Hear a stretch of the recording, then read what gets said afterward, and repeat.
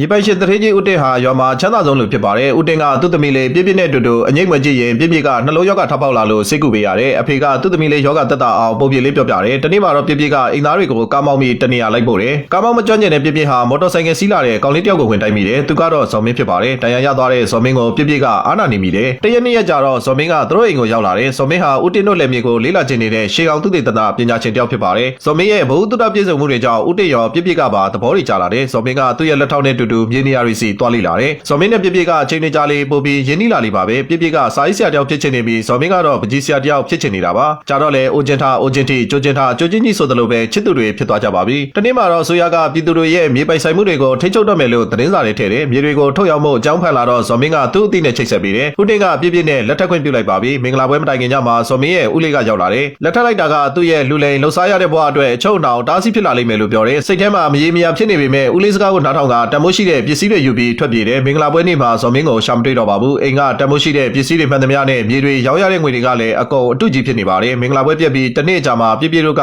ရေလုံးမချမ်းသာတော့တာကြောင့်အိမ်ကိုတယောက်ပဲငှားနိုင်ပါတော့တယ်။ပြည့်ပြည့်ကတော့ယောက်ျားတွေကိုစိတ်ကုန်လို့အပြုတ်ကြီးပဲလှုပ်လိုက်ပါတော့တယ်။အဖေကလည်းဇော်မင်းသစ္စာဖောက်သွားတာကိုလက်မခံနိုင်တဲ့စိတ်ဒေါသထွက်တဲ့စိတ်နဲ့ပဲဆုံးသွားခဲ့တာပါ။ပြည့်ပြည့်ရဲ့အသေးကွဲတဲ့တရားကလည်းအနာမကျက်သေးပါဘူး။တရားလိုလုပ်ပြီးဇော်မင်းကိုတိုင်ချက်ဖွင့်ဖို့ရဲရရှိကတိုက်တွန်းမိမယ်ပြည့်ပြည့်ကတော့ဇော်မင်းကိုအပြစ်မမြင်မဲ့အမြဲတမ်းခွင့်လွှတ်ပေးထားပါတယ်။ပြည့်ပြည့်ကတရားမဆွဲပေမဲ့ရဲတွေကတော့ဇော်မင်းတို့တူကြီးကိုလိုက်ရှာတယ်။သူတို့တူကြီးကိုရှာတွေ့သွားတဲ့တနေ့မှာရုံးရင်ဆန်ကဖြစ်ရင်ဇော်မင်းကရဲတယောက်ကိုတနက်နဲ့ပြစ်တက်မိသွားတယ်။သူကိုယ်တိုင်လည်းတနက်တန်ရရသွားတာကြောင့်ကြီးစံကိုထုတ်ဖို့စိတ်ချရတဲ့အိမ်ကိုရှာရင်ပြည့်ပြည့်စီရောက်သွားပါပြီ။ပြည့်ပြည့်နဲ့သူ့ရဲ့အိမ်ကူကဇော်မင်းကိုမြင်တော့လန့်သွားတယ်။ရဲကိုခေါ်ရင်တခုခုလုပ်မယ်လို့ပြောပြီးချင်းချောက်တာကြောင့်အန်နီရရှိတဲ့တခုလူသက်သမားနဲ့အတူတူမနေနိုင်တဲ့အိမ်ကူကသူ့ရွာသူပြန်နေရွာမပြန်ခင်ရဲကိုအကြောင်းမကြားပါဘူးလို့ဂတိပေးခဲ့ရတယ်။ဒဏ်ရာတွေတက်တာသွားပေမဲ့ဝေးပြေးမသွားပဲနေမကောင်းဖြစ်နေတဲ့ပြည့်ပြည့်ကိုပြုစုပေးတယ်။လောကကြီးနဲ့ရာအလုံးကိုစိတ်ကုန်နေတဲ့ပြည့်ပြည့်ကသူ့ဗရိမောက်ကနေမြင်ရတဲ့အပင်ဝကြီးကရွာဝါရီအလုံးကျွေသွားတဲ့နေ့မှာသူလည်းသိဆုံးသွားလိမ့်မယ်လို့ခန့်မှန်းထားတယ်။ဇော်မင်းကသူ့ရဲ့နာမည်ရင်းကိုပြောပြပြီးမင်္ဂလာပွဲနေ့ကထွက်ပြေးမိတာကိုနောက်တရနေခဲ့တဲ့အကြောင်းဝန်ခံတယ်။ပြည့်ပြည့်ကတော့ဇော်မင်းရဲ့စကားတွေကိုတခုမှစိတ်ဝင်စားပဲရွက်ကြည်တွေကိုအမြဲဆောင်ကြည့်တယ်။အခုဆိုရင်ရွက်ဝါလေးတွေ့ရွက်တာအပင်ပေါ်မှာကျန်ပါတော့တယ်။ဒီလိုနဲ့ရဲတော်ကြာသွားပြီးနောက်ပြည့်ပြည့်ကနေကောင်းသွားပြီဆိုတော့မှထွက်သွားဖို့လုပ်တယ်။သူ့ကိုအိမ်ပြင်ဘက်မှာရဲတွေများကြီးကစောင့်နေတယ်။ပြုံပြုံကြီးလမ်းလျှောက်လာတဲ့ဇော်မင်းကိုရဲတွေက